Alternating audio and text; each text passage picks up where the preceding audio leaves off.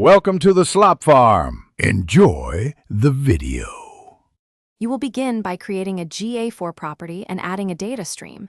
This is the first actionable step, so do it now. Once done, install the global site tag or deploy a Google Tag Manager container on every page.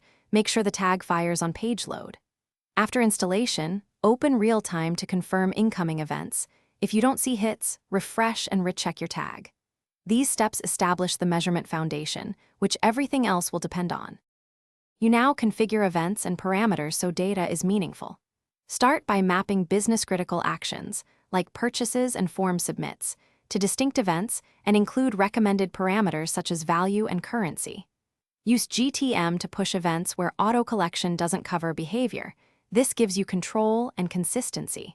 Once events appear in debug view, register them as conversions if they matter for goals.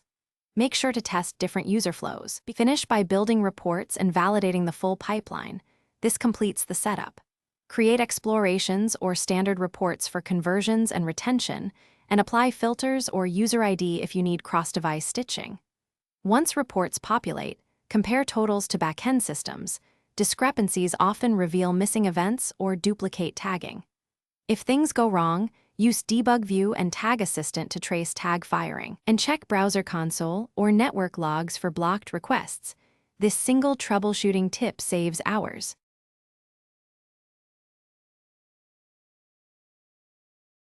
Thanks for watching. Consider subscribing if we helped you today.